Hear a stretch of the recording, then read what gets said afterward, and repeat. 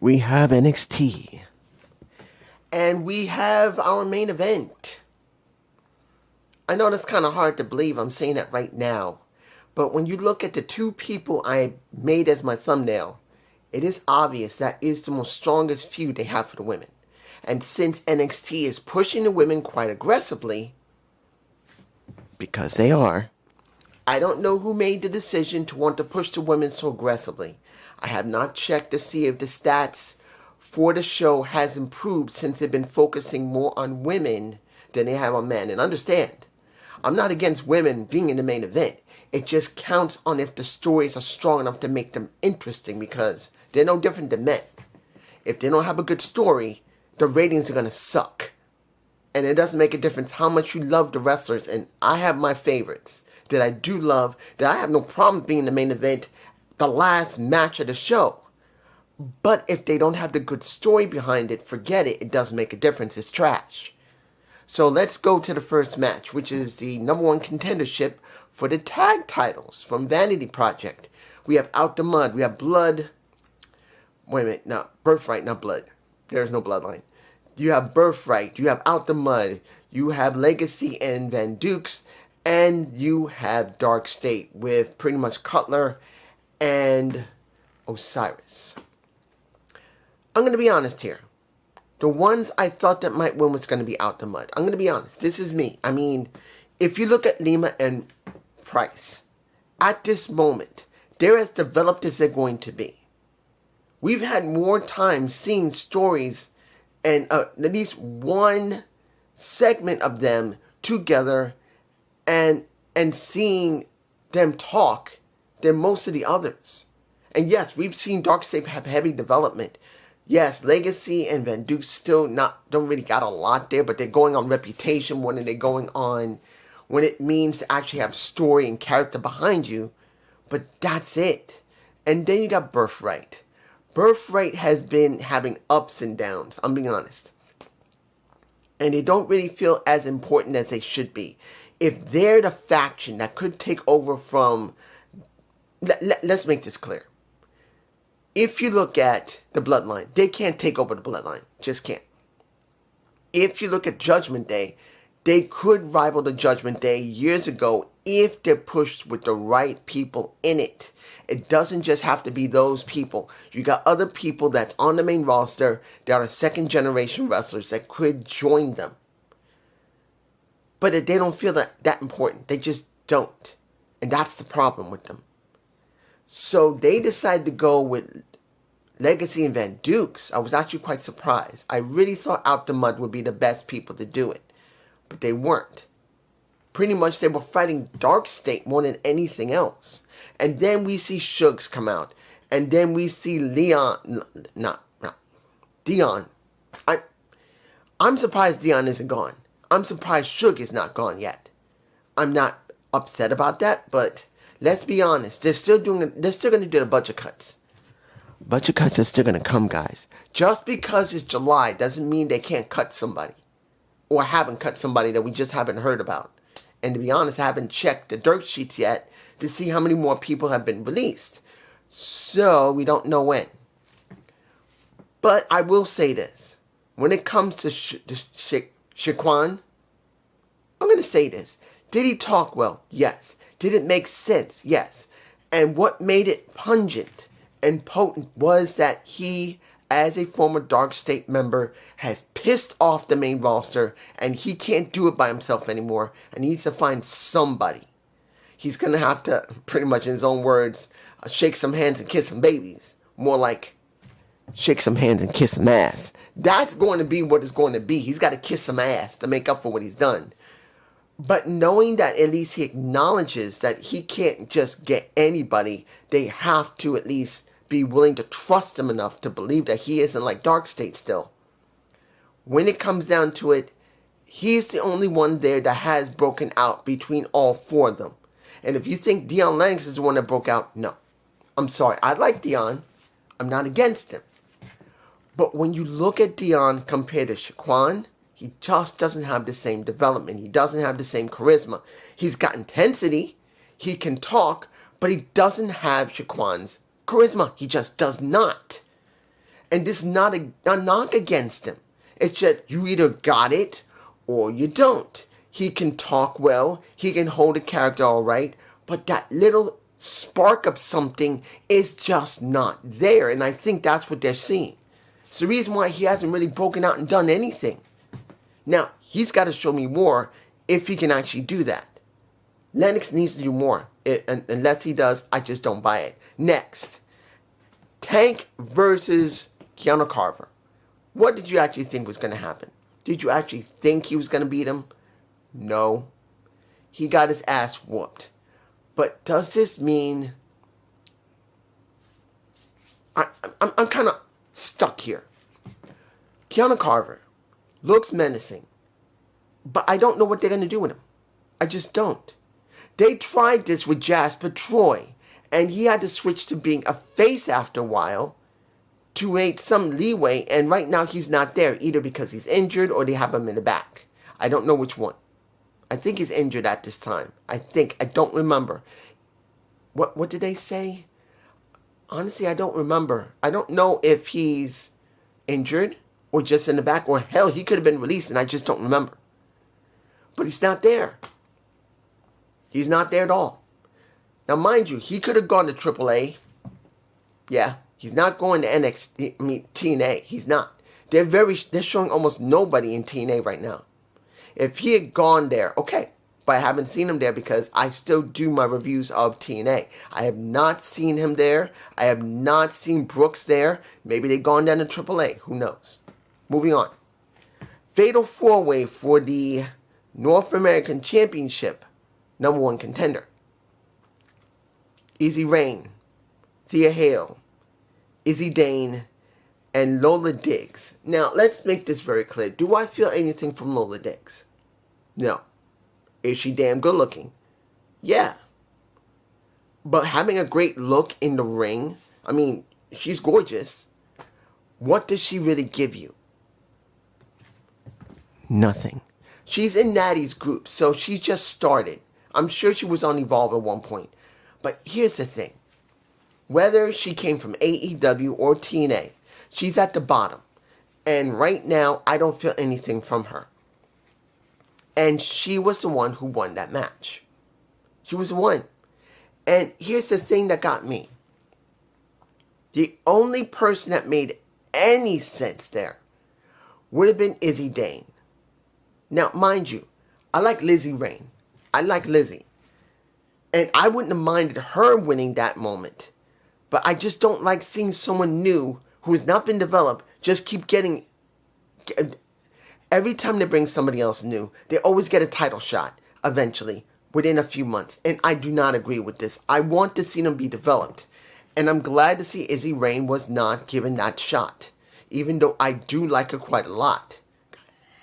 I do like her. I do. I mean, I'm not a big rock fan. It doesn't mean I don't like rock. I do. Punk rock and heavy metal, sometimes I like it. I'm just not a big rock fan. I like trance and funk, disco and other stuff. I mean, I like all different type of music, but that's my focus. But there's something about Izzy Rain that I really gravitate to. She's just into rock. She has this really strong personality. It's not bubbly. It's just energetic. I really like her, and I think she will be something if they develop her and not depend so heavily on her history in European wrestling. So I'm fine with it. So the only person that made any sense legitimately was Izzy Dane. Literally. Izzy Dane's the only one that makes any damn sense here. But I know you're going to say, dude, she already had her time with Izzy. I mean, Tatum. I know. No, not Tatum. Let me give it to you like this. And this is how I feel. When you see this situation, Izzy's the only person that could use. Because that's all they've been doing with Izzy. You could say a lot that, yes, she was a champion. But really, she's the only one that was in that group that made the best sense. And they didn't give it to her. They gave it to someone who's been on Evolve. Whether she was in NXT, TNA, AEW, NWA, it makes no difference. I just don't think they should have let her have it. Yes, she's going to be squashed, but it's not the point. The point is, I just don't believe that she should have had it. That's just me. Next, Shiloh Hill versus Niku. And I did not expect anything more than Niku's to win. Because after the culling has now been disbanded, you would think they got to do something with him. And they did. Because Sean Spears is back, whacks him in the back of the head. Or his back, but it's near his head. It had to be here to here. I mean, they had to make at least look somewhat good. And the former Ty Dillinger, number 10, I do still remember his name, barely. He has nailed them. And I'm surprised he didn't go after Izzy. Why didn't he try to at least swing at her? I wanted to see him swing at her. He did not. She just looked at him like, I can't believe you're back. And why did he not try to swing at her and make her run? That's what I want to see. Now, the only thing I can think of right now for the one that would go after Izzy would be Tatum Paxley. But Tatum, no. She's not the one. She's not the one that's supposed to be that. So it's hard to see who is going to be the one that's going to help him because he needs someone to go up against Izzy. I don't know who yet. We'll find out eventually. Unless... No. She's under contract right now. His wife. His wife is currently on a contract with AEW, so she's not going to be there. So it's going to have to be someone maybe from his school that can help him. Moving on. Let's talk about the opening segment. Let's talk about Carrie Armstrong. If that's her name. I'm trying to remember her first name. Carrie or Carrie or Kita. I'm going to be honest here. I don't care about her first name and I don't care about her. There is nothing there. Nothing. Can she talk? Yeah. But she doesn't feel important. Now you're going to say, dude, of course, she's just starting. You could be starting, but you can have something. Like I said, Izzy Rain. She had something from the very beginning that I saw. It wasn't just her ring work. It was her energetic personality that I gravitated to. I look at Armstrong. She looks like a cookie. This girl looks like someone that got off the street who thinks she can actually act. And acts like someone from the hood. Because that's what she is. If you compare her talk in the ring compared to Jada Parker, where she did her video package. Stark difference. Not just because they both talk similarly because they're from the hood. There's one who thinks she's something. And thinks because she's done something that the charisma she has is great and it's not. And then you got Miss Parker, whose charisma is just there. It's not just that she can hit her numbers on point. In other words, all the talking points... excuse me. Hiccuped a little bit. That's rare. That she can hit every talking point they gave her to do in her vid pack. You can just feel Jada Parker is important. Because she's developed herself. Because she does have that type of personality. She had it when Out the Mud first came in and with scripts. She had it. I wasn't too fond of her, but I knew she did have something there. When it comes to Armstrong, it is not there. She thinks she's got something. She feels like someone who decided... Here's an example. If you remember Nick Nimitz, he always says he likes to do stand-up comedy. She feels like someone who went on stage... amateur night at some bar and want to do some stand-up comedy and think that she is just incredible. And she is not. She just feels blank. And it feels like she knows it too. That's how it feels. Now, her segment when it came to Lola Vice, who doesn't have the title right now, and when it comes to... What do I feel when it comes to... this is hard. Why is she still on NXT? Kiana Jordan should not even be there. Keani Jordan has done everything she needs to do. The only thing she hasn't done is won the title. And I don't believe she needs it. So her coming out, this is more about waiting for Tatum to attack her than anything else. And this just feels like, honestly, this just feels like it's not necessary. She didn't need to be there. But she's it's going to be in that fatal 4-way. That's going to be for the number 1 contendership next week.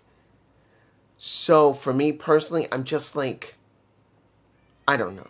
You guys tell me below what you think. I just feel like there's something missing. Now, Naraku. Let me get this too. Am I feeling Naraku? No. Not feeling him right now. It doesn't mean I don't like him. It just, I'm not feeling him now. They need more development for him. Not because he can't hold a character or he can't talk. It's not the point of that. It's just not enough there for me. Yeah, he went up against Tony D, which I can't stand. Tony should have not had to deal with him. It is too soon. Being honest. Hell, I'd rather see him go up against Hendricks than anything else. But Hendricks can't wrestle right now. He's got his knee in a sling, which is part of the story, or in real life, he's actually injured. But the point is, I'm not feeling him. Rook, I can understand a little bit, but he's not ready either.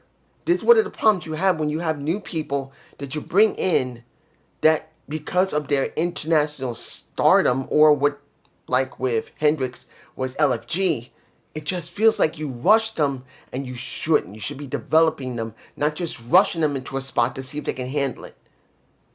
I'm just saying. Next. Anything else here I'm forgetting? Tavion Heights wanted to apologize to Miles. What am I feeling with that? Honestly, I don't know.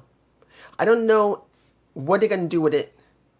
I don't know if this is going to make Vanity Project better. I don't know if this is going to help either one of them, that he apologized essentially while Vanity Project was screwing with him because they're not happy that they're going up against Van Dukes and Legacy. They're not happy that Hendricks got his win over Drake, and because of Miles Bourne, they just don't like it. I don't know if this is going to help. I just know that this is what we got. Ow, excuse me. My ankle's still messing with me. But I'm telling you right now, I just don't know. There's a bit missing. But maybe it'll be better. Finally, the final match. And let's make this very clear. Having the women close the show is not a problem for me. I got no problem with it. They've been pushing women more aggressively on NXT, which is fine. I'm alright with that. But it counts on if the stories are good and the people who are put in that position mean something. Now, you have Kendall Gray going up against Natty for the title. And let me make it very clear. I want Nikita to get out of there. Look, I love Nikita Lyons. She's one of the few... Look, I love me so Ruka. Yeah, I do. I still love me Miss Parker. But if I had to choose between three women, Miss Parker, Soruka, and Nikita Lyons. I mean, Petrovic is beautiful too. But out of those three women, if you told me that I had to choose just one to love the most, there's my woman. It's not because she got a great set of tits, a great ass, and a great face. Because she has all three of them. But if you look at her track record, taking away when she got injured multiple times, because let's make it clear, Nikita has been injured more than a few times. She has. But when she came back, she did the best she could with what material they gave her. It wasn't that she was great, but at least she showed that she is willing to give her best with it. And that's the thing that gets me. That this girl has done the best with what they gave her. She pushed it as far as she could, and she gets nowhere with it. And now she is the Evolved Champion. But doesn't mean a damn thing. She went from being NXT now on Evolve, and she's not doing a damn thing. Except being a lackey for Natalya. Walking in the back, strutting nice ass all over the place, and just not doing anything. Now let's make it clear. Was the match good? Yes, it was a good match. It actually was a good competitive match. But this was not about the match. This wasn't even about when Kendall won the match clean, had Jordan, had Armstrong and Lola Vice right outside the ring staring at her after she won. This was about Natty, and this was about Miss Parker. There's your main event. They have no title on the line. This is about a veteran who I think should have gone to TNA. And I hate that she didn't try to go to TNA. At least let her go once. They let her go to NWA and AAA, but they wouldn't let her go to TNA. That shows you how much WWE, Silver Lake, doesn't appreciate TNA. They should have sent Natalya to the women and let them really know what a real ground and pound wrestler's like, which would really help the ratings for at least a little bit. It wouldn't make them go up amazing, but it would go up. But no, we got that. And then we got Miss Parker, who's really shown an incredibly strong amount of interest now. There is your main event. But Kendall is the main event with Natty. And instead of being here, it's here. Now, when you see Natty with Miss Parker, it's there. That shows you, and no matter, and I know JD likes Kendall Gray. I do like her myself. I think she's a very good wrestler. She's an okay character. She can talk somewhat well. She's still too new to the business, and it shows. She just is not that great on the mic, and she's not great with her charisma or her character yet, just like Kurt Angle wasn't. Kurt took a while before he finally got it down packed, even though he understood the wrestling business very, very quickly. To get the understanding of being a character is different compared to going in the ring and understanding the fundamentals of pro wrestling. There's the difference. It took him a little time to get into understanding how to really get into being a pro wrestler. The aspect of characters, the aspect of being entertaining, not just the aspect of wrestling. Kendall just does not have that yet. She feels lacking.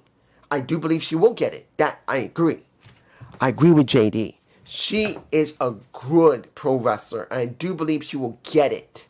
Just like Soruka finally got it when she was working with Zarya. Zarya has been wrestling for years, and Soul learned a lot from Zarya. She did. Not just how she wrestled, and to be honest, I did see Raw, and she was sloppy there again. But, I'm telling you right now, she improved her character. That is what Kendall needs. Time to improve her character, her charisma, her mic skills. That is what she needs, because getting in the ring is not enough anymore. I'm going to give you this. Is Kendall Gray important as champ? No. Is Miss Parker important in this feud that she's in with Natty? Yes. There is your main event again, but this is just me. Peace.